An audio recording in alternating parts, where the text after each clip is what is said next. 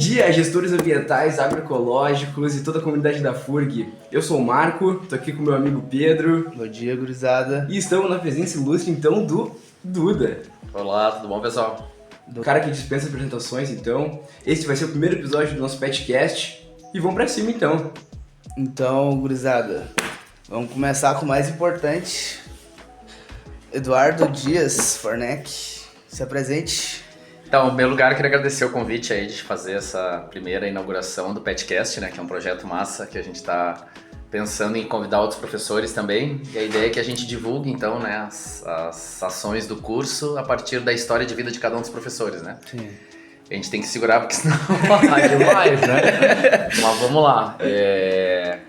Eu sou professor aqui do curso de Gestão Ambiental do Campus São Lourenço do Sul, da FURG do Campus São Lourenço do Sul.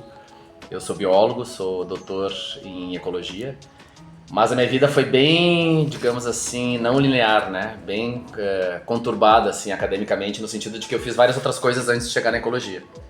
E então a ideia é que a gente fale um pouquinho, acho, sobre essa minha caminhada, como que eu cheguei até aqui e o que aconteceu para mostrar. Acho que é legal ficar de relato, acho que é o mais interessante, é mostrar que a vida não é linear, né? Com certeza, com certeza. E que a gente vai planejando, tentando controlar e dá tudo errado pra dar certo depois, né? Então, tu falou, não sei se eu já conversei sobre isso contigo, mas o meu primeiro curso, minha primeira escolha era biologia também. Uhum. O que te fez assim, tipo... Fazer biologia? O que te fez pensar em fazer biologia? Então, eu tenho uma história na minha família muito legal. São 4 biólogos na mesma família, entre primos, né?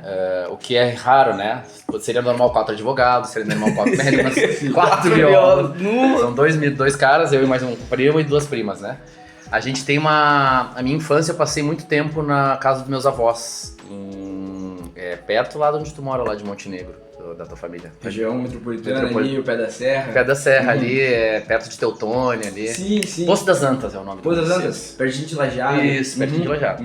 E aí meus avós eram de lá, meu pai nos levava todo fim de semana e a gente ia procurar cachoeiras. Essa era... E meu pai tinha uma coisa muito legal, que ele dizia: a gente não pode nem matar nenhuma planta, nenhum bicho. A gente tem que observar. Então ele passava fazendo as trilhas, imagina, meu ídolo, eu era criança. Com certeza. Meu pai mostrando plantas e bichos pra todo mundo, eu ficava super orgulhoso e claro que isso criou em mim e nos meus primos, né, uma vontade de entender melhor a biologia, as plantas e os bichos. E eu via muito documentário sobre puma, golfinho. Eu tinha uma relação muito Discovery forte. Channel. Na minha época não tinha Discovery Channel, não, eu sou velho, né? Era os documentários mesmo que tinha na TV Guaíba. Era uma TV local aqui do Rio Grande do Sul. Tinha Assim, enciclopédia da Zero Hora, não Isso. Tinha enciclopédia Delta, Barça, enfim, né? E eu sempre me interessei, talvez por isso, né? Claro, eu acho que também tem um contrato de alma. Vocês me conhecem, eu sou espiritualizado, né? Sim. Então acho que a gente já nasce com um contrato, né? Com aquilo que a gente realmente gosta, enfim, né? Então os pais só afloram na gente, né? Sim. E aí a partir daí, então, eu acabei o ensino médio, não fazia a menor ideia que eu queria, nem se eu queria entrar na faculdade. Virei office boy, trabalhei com contabilidade, quase fiz curso de comércio exterior. A empresa queria me pagar todo o curso na Unicinos de comércio exterior. Mais profissão que a Barbie. Que perigo, cara. Imagina E a aduana no aeroporto, enfim, uma coisa... outro mundo. Eu cheguei a me inscrever na Unicinos. E aí, claro, aí o trabalho ficou muito difícil, pesado, aconteceu um monte de coisa difícil que tem a ver com o sistema, corrupção, enfim. Eu não dei conta, caí fora. E a minha mãe disse: se tu não for trabalhar, tu tem que estudar. Morar comigo, ou uma das duas coisas tem que fazer, né? Ou Sim. Estudar ou trabalhar. Justo. Aí eu pensei: estudar, tô acostumado com o colégio, né? Trabalhar tá difícil nessa área, né? Então eu vou estudar e vou fazer um vestibular. Aí eu fiz o primeiro vestibular, fiz para veterinária e a segunda opção biologia. O segundo eu fiz para agronomia e segunda opção biologia. Nesses 2 primeiros eu não passei, né? E então, aí no terceiro eu pensei: o que eu quero mesmo é biologia. Se eu pensar agronomia e veterinária, né? É a biologia aplicada, né? E aí eu fiz biologia, passei. E aí sem saber nada, né? Só sabia que gostava de puma e golfinho, né? Achando que isso ia ser a minha, né? A hora que pegar a ideia, achando puma e golfinho, né? E aí eu acabei no primeiro semestre entrando na herpetologia. Não sei se vocês sabem o que é herpetologia, é o estudo dos répteis e anfíbios, né? Ali eu fiquei uns 2 semestres sem bolsa. E aí surgiu, trabalhando com o lagartixa da areia que tem aqui em São José do Norte, que tem ali em Rio Grande, no cassino, que é o Liolemos oceptalis, é aquela lagartixa das dunas, né? Sim. E aí foi muito legal, a gente capturava, mas a gente matava muito bicho. Naquela época a biologia tinha uma burrice, uma dificuldade, uma insensibilidade que era pra amostrar, tinha que matar os bichos, e aquilo me incomodava muito. Tem aquela coisa, né? Tipo, pra tu analisar os indivíduos, tu não vai pegar só uma unidade, né? Você tem que Tem que pegar, imagina, 20 pra cima, a minha imagina. é uma fofa, uma amigona, Laura Verrastro, né? O trabalho dela, né, era com Liolemos aceptalis, que era uma espécie ameaçada de extinção, porque é endêmica, tem uma baita pressão da construção civil, porque tiram as dunas, as casas ocupam, é um bicho super especialista. E aí ela acabou, a conclusão dela, claro, teve que sacrificar vários bichos e o bicho extinto, né? Ameaçado de extinção. Sim. E aquilo pra mim me incomodava, né?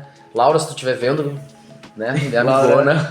E a gente tá em outro período também, né? Hoje os métodos são diferentes, né? Naquele tempo não tinha essa possibilidade, tinha que matar mesmo, tinha que sacrificar. Sim. E aí, a partir dali, eu resolvi procurar outras coisas, ainda dentro da biologia. Sim. E aí já surgiu... Já que você tá falando dessa história aí de animais e sacrificar, queria que tu contasse aquela história do rato pra nós. Vai, então. Então, aí eu fui, uma amiga minha disse, Duda, tem bolsa na genética. E eu tava sem bolsa, né? Uma bolsa de iniciação científica do PIBIC, que era da CNPq. Boa. Na época, R$256. Nossa, rico. Tava rico. E era a bolsa, E né? era a bolsa, filho. No... E aí eu comecei na genética, aí a minha orientadora, que era uma doutoranda, a Zeni Zoraia, que hoje está nos Estados Unidos, uma fofa, a gente é amigo até hoje, a gente começou a trabalhar com sangue de cordão umbilical de mulheres grávidas, o nosso trabalho era com leucemia, e era avaliar células troncos da leucemia, para ajudar no tratamento de leucemia a partir dessas células que estão presentes no sangue do cordão umbilical. Sim. Que é descartado, que é posto fora. Então os médicos recolhiam esse sangue, coletavam esse sangue e entregavam para nós. E a gente fazia colônia de células, né? Cultivo de células para ver o que acontecia, se diferenciava. A gente fazia, era muito legal, porque a gente colocava ali, né, vários hormônios de insetos, de bichos, para ver se isso causava. Era bem experimental, era muito legal. Cara. Eu amava, eu trabalhei 3 anos nisso, 2 anos e meio. Aí a minha orientadora, essa Zeni, foi chamada para os Estados Unidos, publicamos já um artigo na graduação, ela era muito massa, é muito foda. Perdão, muito incrível. Muito incrível. E aí ela foi para os Estados Unidos e eu tinha que ser orientado por uma outra professora, a Nancy Nardi, que também é uma poderosa de terapia genética. A genética da URGS é bem forte, né? Com isso. Sim. E aí, já aposentada hoje. E aí ela não trabalhava com modelo humano, ela trabalhava com modelo animal. Basicamente nós tínhamos que sacrificar os camundongos para fazer os testes, pegar as células, né? E aí eu passei uns 6 meses me fazendo de louco, alguém matava os camundongos. E aí um dia ela descobriu e disse, não, tu vai ter que matar. E aí eu fui matar o bicho. E a gente não podia nem matar com éter, nem com guilhotina, que é o mais fácil. Dizer, né? Sim. Que aí tu não, né? Mais ético, eu diria. É, mais ético. O que a gente tinha que fazer, a gente tinha que desnucar ele. Nossa. Porque a gente não podia ter éter pra afetar o sangue e não podia perder o sangue na guilhotina. Então o bicho tinha que ser morto sem nenhuma substância química e sem perder sangue. E aí tu tinha que desnucar ele. Aí é uma situação horrível, enfim, eu não consegui fazer direito, eu puxei o bicho não com muita força, é um bichinho quentinho, lindo. E pior é que a gente era, as iniciações científicas, a gente era responsável por cuidar do biotério. Então a gente cuidava daqueles caras. E aí, quando aconteceu isso, eu puxei, o bicho não morreu, ficou se debatendo. E aí eu surtei, berrei, empurrei minha colega, saí berrando pelo corredor. Chorando. Eu não lembro, isso me conta que eu saí.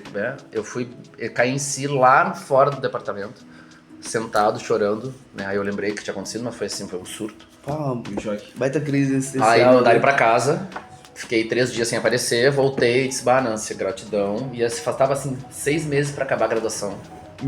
E já tava tudo certo pra entrar no mestrado. Ir pros Estados Unidos. Qual era esse ano? Que ano que era 98. isso? 98, olha só. E aí eu disse, não dou conta, né? Não sei fazer isso, não vou trabalhar, agradeço. Ela pediu, insistiu, eu disse que não tinha como. E aí eu fiquei Fiquei de novo órfão de orientador. E aí no final da graduação tinha as disciplinas da ecologia.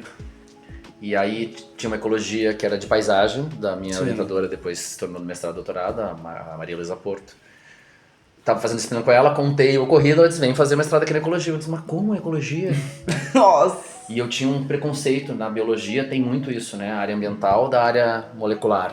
Sim. Né? Aí eu era da molecular, a gente dizia que os da ambiental era tudo malucão, sem método, maconheiro, como se isso fosse um problema, né? Mas Todo na época, né? tabu, né? Todo tabu, né? Sim. E aí, quando eu fui fazer ciência da ecologia, é justamente o oposto. É cheio de estatística, cheio de método, cheio de análise numérica. E aí, gostei, né? E aí veio essa parte da ecologia de paisagem, a minha orientadora me convidou, Sim. né? Não era na época só professora. E aí eu topei. Entrei assim, né? Acabei a graduação Pô, coisa com a boa. ideia de fazer um mestrado na ecologia sem saber identificar eucalipto, sem saber identificar pinos. Sabia nada. Só golfinho. Igual eu. Ai, cara. Coisa boa. Cara, que história, que história. É a vida. E a tu vida vê, é né, complexa. que é aquela coisa que tu falou, né? A gente traça planos ali, mas nada é fácil, A né? vida vai Imagina. movimentando, né? Uma dica assim que é legal, perdão, tem um monte de gente que acaba a graduação, não sabe o que fazer. O que a vida mostra que é mais leve, que mais te diverte? Pra mim era divertido ir pro mato. A primeira disciplina de ecologia, a gente fez análise das aves, análise das comunidades das aves na Flona, em São Chico. A gente passou 3 dias acordando, caminhando pelo mato, cachoeira, vendo ave. Que é coisa mais incrível que isso. Relembrei minha infância. Eu disse, vou no caminho que é fácil, que é leve, que é divertido. Claro, foi pesado estudar, eu passei... Acabou a graduação, não tinha mais bolsa, porque eu saí da genética. Eu comecei a trabalhar num bar de noite. Então eu trabalhava quinta, sexta e sábado num bar. E aí eu chegava 2 horas antes de caixa, preparar, enfim, né? Bar, quem já trabalhou sabe que é uma trabalheira, né? E aí eu chegava 2 horas antes e fazia um resumo do livro. Depois que fechava o bar, os colegas super queridos sabiam que eu estava estudando, eles faziam a limpeza e eu ficava estudando mais um pouco. Sim. Então eu passei 3 meses estudando e trabalhando à noite. Estudando, trabalhando, né? Fazendo resumo dos livros, para fazer a prova na ecologia. Sim. E aí foi assim que eu consegui, né? De fato, sair da genética e entrar pra ecologia. Bacana. Que massa, cara. Legal. Que massa. E é aquela coisa, né, que tu falou que a gente traça os objetivos, mas pode mudar, né? Imagina, tu foi de E não matador. ouçam a família, não ouçam os amigos. Porque vai todo ser- mundo dizia, na época tinha um projeto de genoma da USP. Os mais velhos vão lembrar, que era, né, era a codificação do DNA humano. Então a genética, a engenharia genética, a molecular estava no top. Ecologia, não, isso a gente está falando de década de 90, não tinha licenciamento ambiental, não tinha necessidade de ART, de biólogo, de levantamento de impacto ambiental, de estudo, recém estava começando. Então não tinha mercado de trabalho para ninguém. O único mercado era laboratório e genética. Sim. Então todo mundo me desaconselhou. Não, tu tá louco, tu tá 2 anos e meio na genética, tu já tem um futuro lá, por que tu vai sair? A gente vê isso dentro da... Eu vejo isso, assim, particularmente dentro da agroecologia, assim, porque é um curso novo, né? A gente que tá aqui no campus sabe que é um curso novo. E aquela coisa, assim, muita dúvida sobre a área de trabalho. Então imagina a biologia naquele tempo, 98 ali, que eu acredito que seria o emprego da vida, fazer direito, fazer medicina, como você foi. Então tu tá numa bolha nova, diferente ali, cara, tu deve ter passado uma barra, né? A família toda está louco, os amigos também estão loucos. Imagina, então é uma coisa que surpreendente pra todo mundo, assim, né? Então acontece direto, né? E é isso, não escutar a família. Exato, segue o coração, segue o que a vida te mostra. Experimenta, Isso, né? Eu acho que exato. assim, tu entra num curso ali, pô, vai vendo ali, vai interessando, tipo, vai em outro, né? Tu mudou, tu falou que migrou de área ali. Sim, foi pra perpétuo, pra genética, pra ecologia. Olha aí. Né? Zou, genética e ecologia, né? Imagina. Então Deve assim, me encontrar, né? Tô até hoje na ecologia. Aí a gente tira isso, né?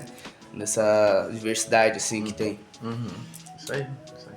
E o que mais você tem a falar? Eu tenho um monte de coisa pra perguntar. Manda, Vamos falando, vamos lá. vamos falando. Bom, queria que tu falasse do teu doutorado na Alemanha. Como é que foi isso, tipo... Porque eu gosto muito de viajar, né? Fiz um mochilão já quando eu tinha 15 anos e meu maior sonho foi fazer um intercâmbio. Então, pra chegar no doutorado, eu vou falar um pouquinho do mestrado, tá? Como é que tu chegou na Alemanha? Então, a minha orientadora eu não sabia, essa Maria Luísa Porto, que dava aula de ecologia de paisagem na graduação, que me convidou para fazer o mestrado, eu fiz, passei, entrei com bolsa. E aí foi um processo muito difícil, porque assim, ela, como qualquer orientador faz isso, te vira no mestrado. O mestrado é mais difícil que o doutorado, porque tem uma coisa que tu tá lá emancipando, começando a ser um pesquisador. Sim. Então eu não sabia nada, não sabia identificar pepinos e eucalipto. Eu sabia ecologia na teoria, na prática eu não sabia droga nenhuma. Nossa, imagina. Muito pouco. E aí, enfim, os 6 primeiros meses foi para aprender mesmo. Então eu entrei em tudo que é projeto de professor e dizer, ó, quer ajuda, assistente, escravo, tô lá. E foi incrível, né? Daí o Paulo Braque quase me adotou, era um professor, né? Hoje é um dos grandes ambientalistas, enfim, né? Um grande amigo, Paulo Braque. Me adotou e disse, não, vem comigo que eu tô precisando sempre de ajuda, né? E a gente começou a trabalhar junto, eu ajudava ele, enfim.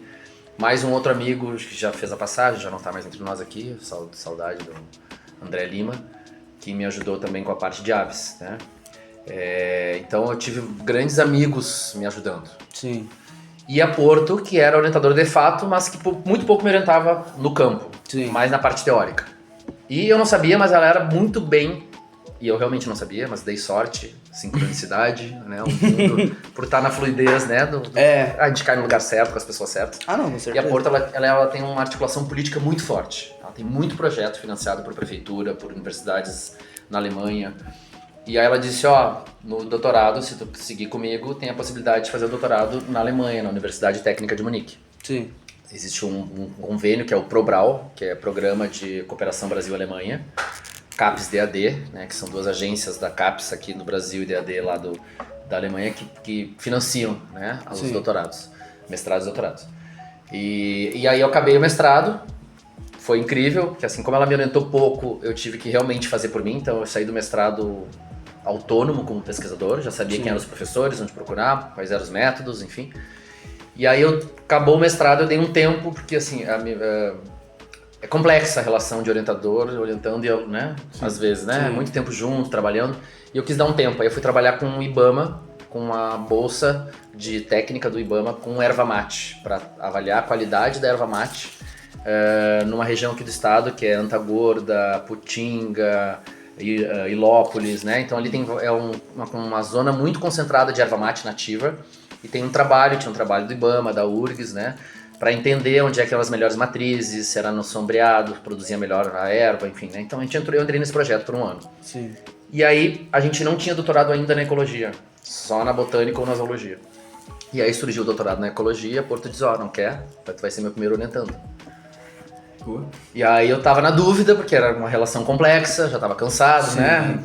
2 anos lá com a Porto, e aí surgiu essa oportunidade, se tu entrar, tem a Universidade Técnica de Munique lá pra fazer doutorado de sanduíche. E aí eu fui.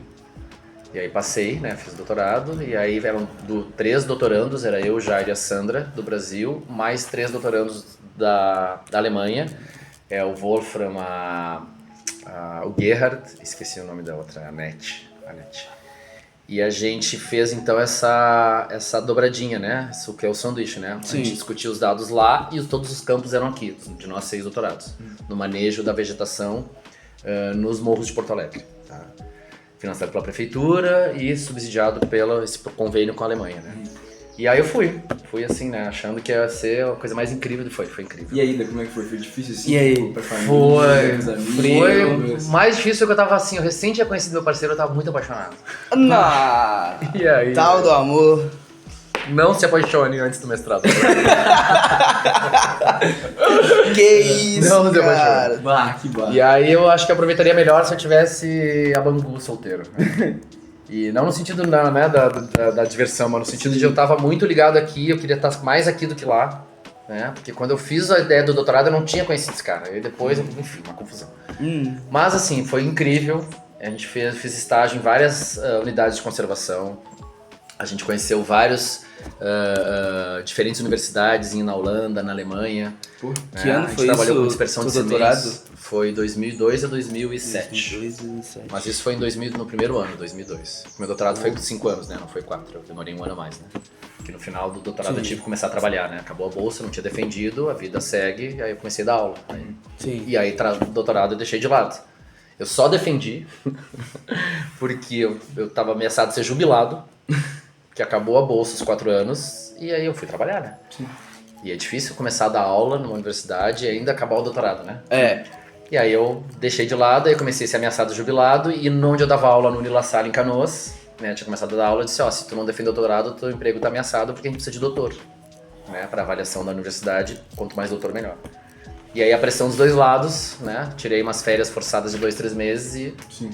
Escreve, e saiu. Saiu, coisa boa. Mas foi muito legal a experiência na Alemanha. Sugiro quem puder fazer uma experiência no exterior, seja na graduação. Hoje é possível, no meu tempo não era possível. Hoje é possível na graduação, no mestrado, no doutorado, né? Sim. Faça essa experiência porque isso ganha qualidade. Porque eu visitei muitos grupos de pesquisa lá, mais do que meu doutorado em si. Mas na minha formação de pesquisador foi muito importante. Sim. Foi incrível. Mas a Alemanha é bem difícil. Da Alemanha especificamente, né? Eles são muito controladores, planejados, rígidos. Sim, eu acredito. Eu senti muito, por exemplo, pra mim foi muito forte a experiência de... A gente faz aqui, eu ligo pros amigos, vamos fazer uma coisa hoje? Vamos. Lá tu combina tudo com 2 semanas de antecedência. Meu Deus. Se tu cancelar, já causa um desconforto. Algo bem mais formal. E convidar no dia, na cima da hora, nem pensar. Bah. Nem pensar. Tentei umas 2, 3 vezes desistir. Aí eu acabei fazendo muita amizade lá com os latinos, né? Sim. Franceses, portugueses, brasileiros, colombianos, né? Então, mas foi muito legal a experiência, muito legal. É incrível, faço a sugestão quem puder de fazer isso. Outra área, da ecologia de paisagem, né? Qual os desafios ali que tu encontrou? Então, a ecologia de paisagem, o principal desafio... Onde é que ela surgiu ali na tua vida? Ali? Quando eu vou para ecologia, essa minha orientadora, ela é a Maria Luísa Porto, ela é autora do Atlas Ambiental de Porto Alegre. Ela e o Valdo Menegatti, né? São os caras... Gigante. Né? Ela é bem... Gigante. É hoje aposentada, não trabalha mais nela, mas foi bem importante politicamente na época dela. Sim. E tecnicamente, né? Então ela já trabalhava com o SIG, né? E estava recém começando, né? Cara, nem o Arquivio, né? Nem era ArcGIS, era Arquivio 3.2. Meu Deus, cara. Agora tá ArcGIS 10, né? Sei lá. Sim, tá, 10. Alguma coisa. Lá era 3.2, aquelas janelinhas que vocês nem conheceram, são jovens, que abriu um monte de janelinha do Windows, ficava tudo... Meu Deus. Muito tempo atrás. Muito do Antigo Testamento. Velho Testamento. Nossa. E aí o desafio era o computador mesmo. Na época a gente tinha mesa digitalizadora. Era uma mesa que tu digitalizava os mapas, passava para um supercomputador que gerava o mapa que tu começava a mexer dentro do computador. Sim. Mas era muito mão. os GPS com pouca precisão, trombolho caríssimo. Então o desafio era fazer os mapas mesmo, né? Pra mim, né? A gente, claro, dentro da ecologia tu tem ali o centro de geoprocessamento, o professor Henrique Arzenac, que deu uma baita mão. Mas o processo era difícil nesse sentido, realmente, de fazer os mapas, né? Sim. Porque a ecologia de paisagem, para quem não sabe, pessoal, ela inicia na década de 70 mesmo, né? De novo, nas universidades. Ela vem lá de 39, lá com Caltrol, passa um bom tempo parada e ela começa mesmo nas universidades na década de 70 e 80 em Chicago. E na Europa, Holanda, Alemanha. Então é na década de 90 que ela volta mesmo no Brasil, que ela vem pro Brasil. Então a gente começou bem esse boom, né? Então tava todo mundo iniciando, tinha a gente, tinha a USP, tinha o UNB, que trabalhava com ecologia de paisagem na época apenas. Era algo meio novo, então. Bem novo. Então o desafio era de uma nova área, né? Sim. Mas ao mesmo tempo tinha todo um olhar assim de apreciação, de admiração para esse trabalho. Então ajudou também na hora de defender, né? De ver a importância do trabalho, né? Do mestrado e do doutorado. Não. Quando algo novo sempre é incrível, né, cara? E hoje é o que domina dentro da ecologia, né? Tu não faz nenhum trabalho se tu não espacializar os dados. Sim. E aí tu usa mapa, SIG, né? Georreferenciamento, geoprocessamento. Sim. Hoje em dia a tecnologia tá... Não, dá um clique e tu já... Isso. Não, e hoje, no meu tempo, tu tinha que comprar as imagens de satélite. Não. Caríssimo. Na verdade, no mestrado nem tinha imagem de satélite para comprar. Era par de fotografia aérea estereoscópica. Tu tinha que comprar um par, um óculos que tu coloca, as duas imagens são sobrepostas e ela forma o 3D. Aí tu desenha em cima, né? Só que é caríssimo, tu tem que comprar isso, né? Sim. Eu esqueci o nome do órgão que compra isso lá em Porto Alegre, nem sei se existe ainda. E não era fornecido pela universidade? Não. Você precisava de projeto que financiasse, por isso a Porto era muito importante, porque ela tinha muitos projetos financiáveis, então a gente tinha verba para comprar essas coisas, né? Que doideira. Mas esse é o desafio, foi usar a instrumentalização mesmo, né? Sim. Equipamentos, computador, software, né? Sim. Que massa. E no mesmo sentido ali, com aves e florestas, assim... Isso era uma coisa que eu queria perguntar. Como é que tu chegou falou, tu falou golfinho, tu falou puma... E a caminhada. E como começou em répteis, como É quase a evolução, não é? Como é que aconteceu? Então, eu saí da genética e fui lá para ecologia. Não sabia nada de planta, nada. A minha orientadora ela é de origem botânica, de formação, né? Então ela entende muito de planta, não entende nada de bicho. E aí na minha revisão bibliográfica, na proposta do projeto, eu obviamente vi que todos os trabalhos de ecologia de paisagem, eles cruzam várias informações. E os trabalhos bem que eu gostava cruzavam fauna e flora, né? A paisagem, vocês vão aprender isso quando fizerem a ecologia de paisagem, a paisagem ela é holística, ela é um conjunto de todas as camadas, rochas, solos, plantas, bichos, o ser humano. Então tu tem que pegar o maior número de informações possíveis para compor essa paisagem. E aí eu disse, pelo menos bicho e planta, né, pra gente conseguir trabalhar. Ela disse, mas aí animal a fauna tu vai ter que achar com alguém, porque eu não entendo nada. E aí eu tinha aves, eu achava que era... Sempre gostei, né? Além dos golfinhos e dos pumas, mas eu sempre achei interessante. E eu tinha uma outra professora, Helena Romanovski, que também hoje acho que é aposentada, da zoologia, que era uma querida e que atendia de borboletas. Então o meu projeto inicial era ou aves ou borboletas. E aí eu descobri que borboleta tinha que matar. Né? Porque as borboletas, elas são... coisa difícil. Aí já veio... Porque elas são muito parecidas. Tem muita espécie que a gente nem conhece ainda, né? Borboletas, depois de besouros, é a maior riqueza e diversidade de organismos do mundo. Não, matar borboleta é maldade. Né? É maldade. E aí pra descrever, tu tem que, né? Infelizmente, né? Não sei se mudou o método, porque eu nunca mais, né, vi borboletas no sentido mais metodológico. Mas tinha esse problema de matar, eu já tinha experiência dos camundongo, e aí eu insisti nas aves. Aí eu fui com uma pesquisadora que é muito conhecida, muito até hoje importante, a Carla Fontana, era professora da PUC. A conversa foi muito legal, mas ela meio que desencorajou porque era muito difícil entender de aves já no mestrado, para começar um trabalho bom, precisava ter experiência antes. Aí eu insisti, fui falar com o Gleison Bank, que hoje é um dos maiores ornitólogos do Brasil.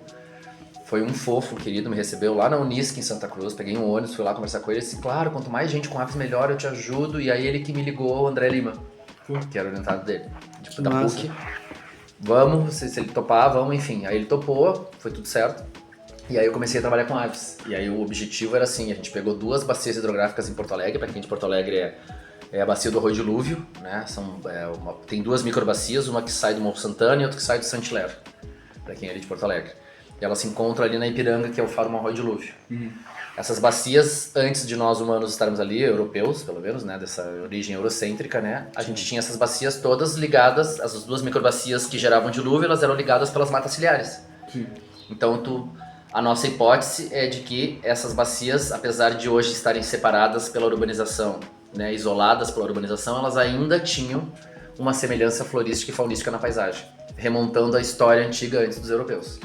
Então o objetivo era avaliar as árvores e arbustos das 2 matas e as aves e ver quão diferente ou quão semelhante elas eram. E explicar por quê, né? Sim. A hipótese então é de que era muito semelhante porque originalmente eram, né? E aí a nossa surpresa foi que eram completamente diferentes. E aí por quê, né? Porque ao analisar a paisagem do entorno dessas bacias era completamente diferente. Uma era uma unidade de conservação Saint-Hilaire e outra é o Morro Santana, que não é uma unidade de conservação, mas é cheio de vila em volta também. E aí o que acontece, essas 2 áreas, elas refletiam internamente a estrutura externa da paisagem. Ou seja, o que acontecia dentro era muito menos resultado da ligação antiga e muito mais resultados hoje do que circundava elas, né? E a partir daí, então, a ecologia de paisagem passaria a explicar por que eram áreas da mesma microbacia, né, de 2 microbacias, mas a mesma bacia, porém completamente diferentes de fauna e flora. Sim. Por causa da influência da paisagem. Né, uma unidade de conservação, outra com vilas, enfim.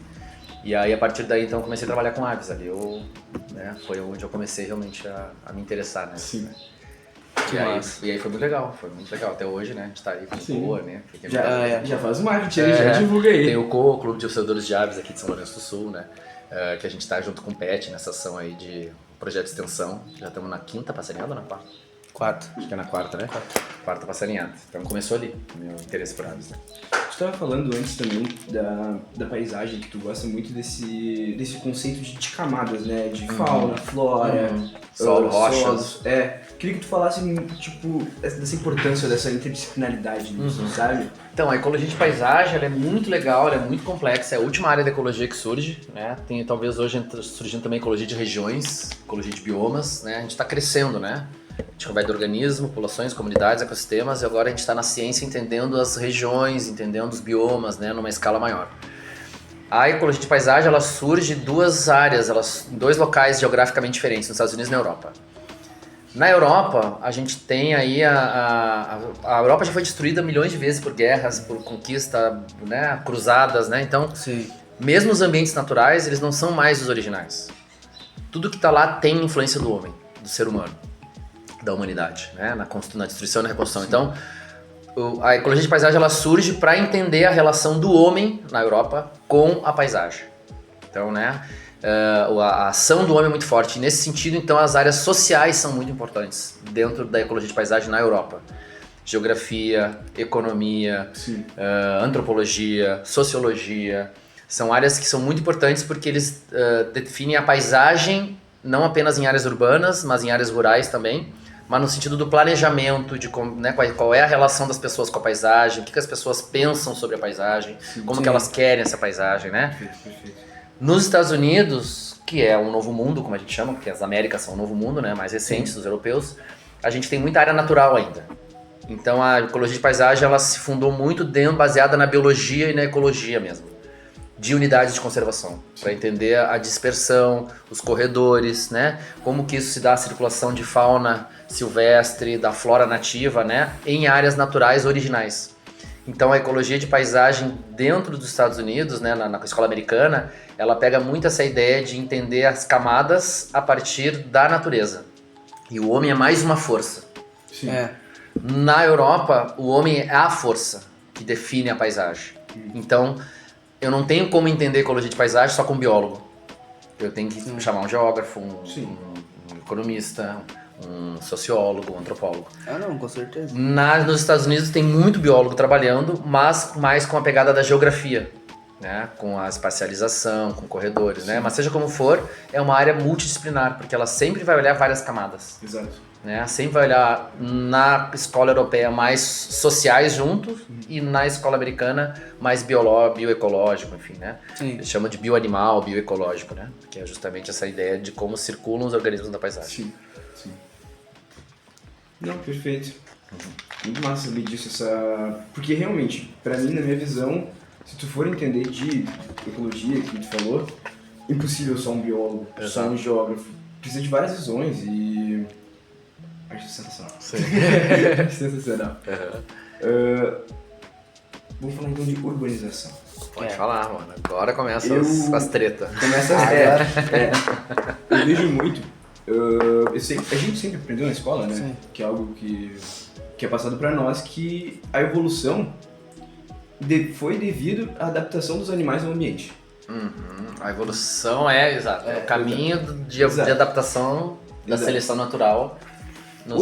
Hoje em dia, eu vejo que nossa espécie, os humanos, ao invés de se adaptar ao ambiente, a gente adapta o ambiente a nós. Como que tu vê isso? Seria outro tipo de evolução? Uma desevolução? Uma bela pergunta isso. Vai ser, vamos lá. Hoje a gente diz, segundo os geólogos mais modernos, né, já é aceito que nós estamos dentro do antropoceno. Né, a gente tem várias eras geológicas, né, que tem a ver com os registros arqueológicos, né? Tem o Oligoceno, o Oceno, enfim, né? Sim. Então, hoje nós vivemos o antropoceno. O que significa dizer isso? Que o ser humano, a humanidade, né, a espécie humana, é responsável por definir a distribuição das espécies no planeta e as forças que levam à evolução das espécies no planeta. Ou a extinção ou permanência das espécies no planeta, né? E imagine assim, se a gente for no futuro, uma cápsula do tempo formulada que é 1 milhão de anos e olhar os registros arqueológicos dessa época, para quem não sabe, nós vivemos na 5ª extinção em massa, né? Então, Sim. Porque existe uma extinção muito intensa de espécies. Então, se a gente for fazer esse salto no futuro e olhar para agora, vai ter muito bicho, vai ter uma camada muito intensa de espécies que estão desaparecendo. E não é por causa de um cometa, não é por causa de tectônica de placas, de vulcanismo, que em geral é o que acontece, né? Nessas outras 4 ciclos de extinções, né? Muda a temperatura, muda o mar, muda a atmosfera. O que acontece simplesmente é a nossa existência no planeta. Por isso a gente fala de antropoceno, antropos, né? De humano. Sim. E o que acontece? A gente está criando ambientes novos. E não existe vácuo na natureza, né? Então hoje a gente está criando ambientes onde a gente está embaralhando todas as espécies.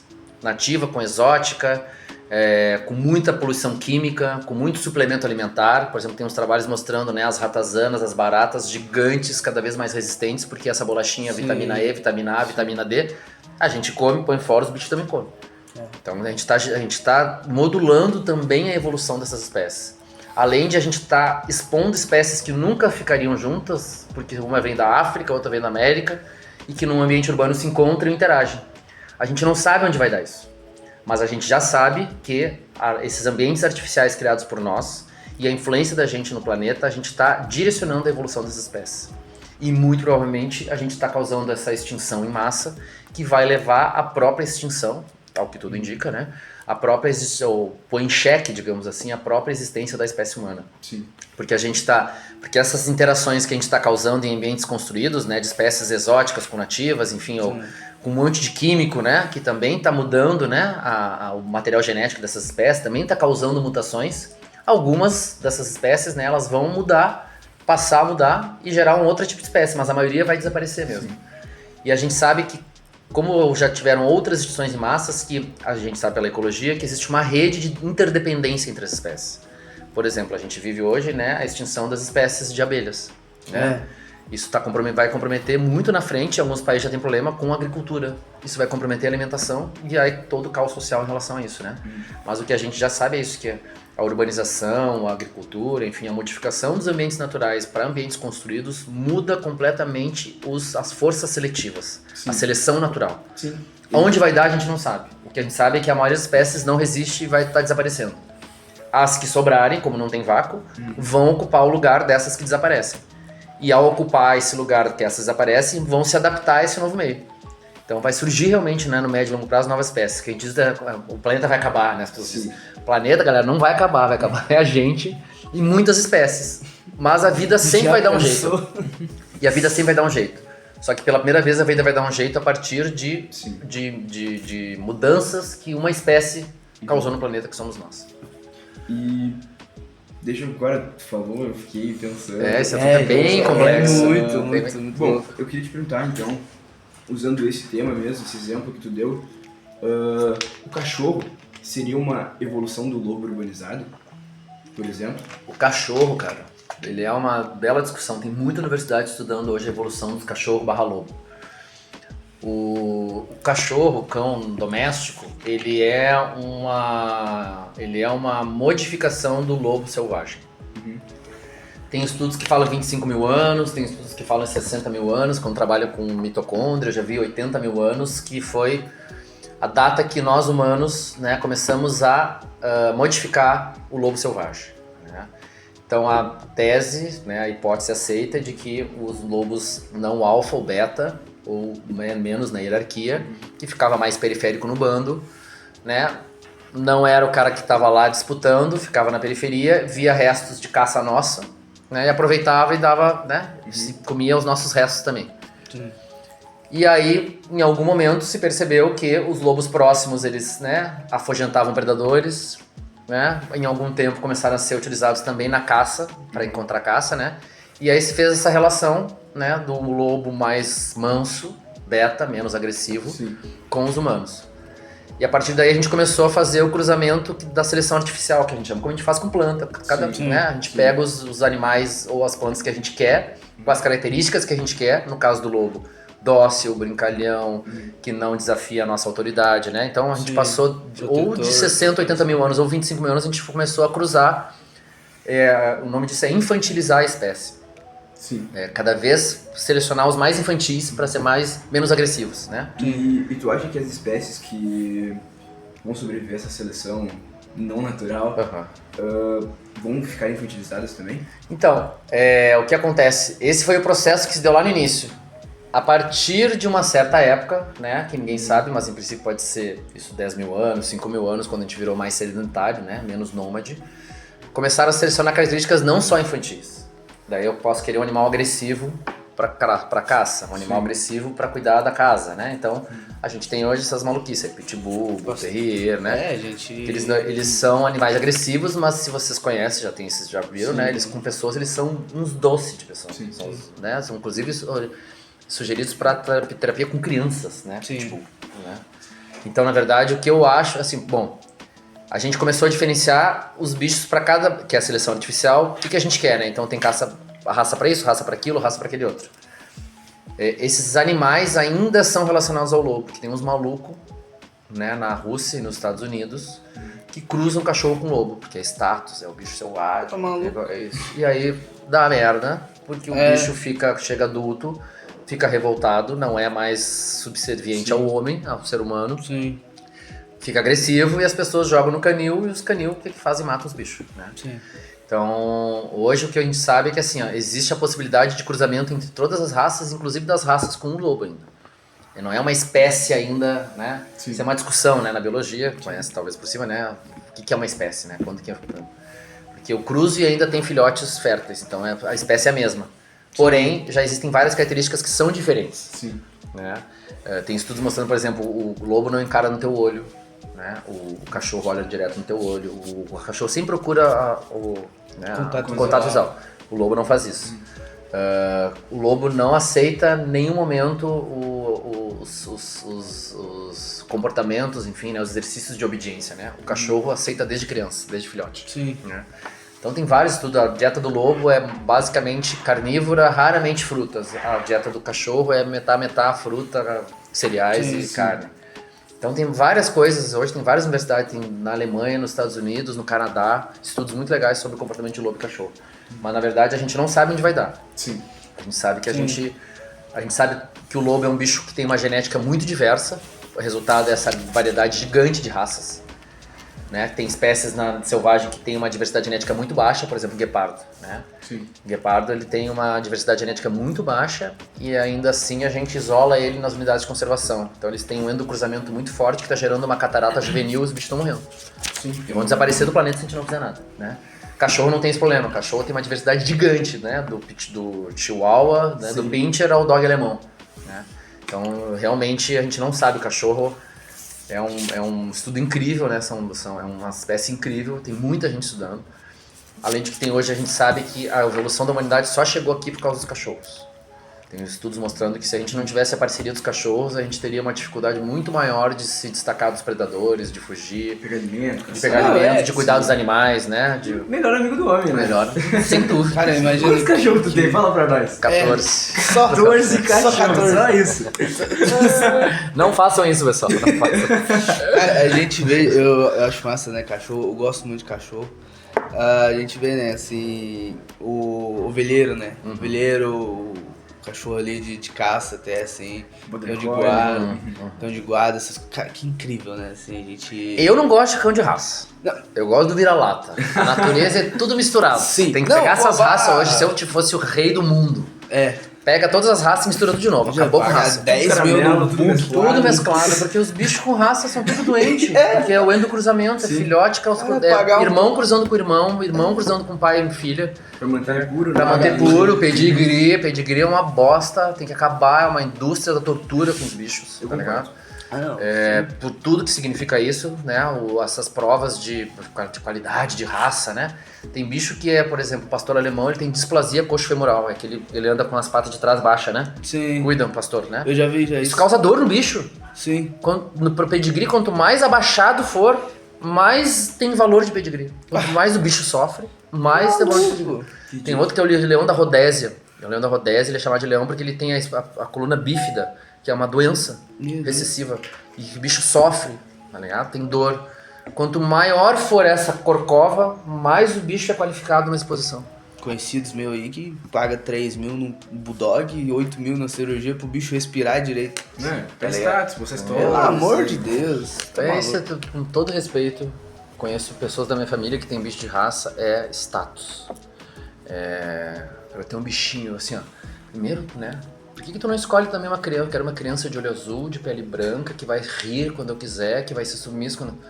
Tá ligado? O que é isso de controlar a vida? Adotem caramelos. Adotem cachorro, Caramelos, adotem a vida obrigado. na sua totalidade, né? Não eu quero selecionar, eu quero um cachorro que seja não sei o que. Que isso é um ser vivo, não é um objeto, gente. Mas enfim, respeito, né? Dentro do possível.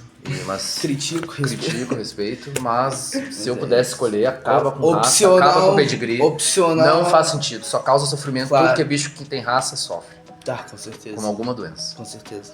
Então, Duda, acho que a gente tá se caminhando pro final, né? Não, ótima conversa. Será? Faltou saber o que a gente faz agora, né? Não, eu queria Atualidade. saber Tem mais surgir sobre aí?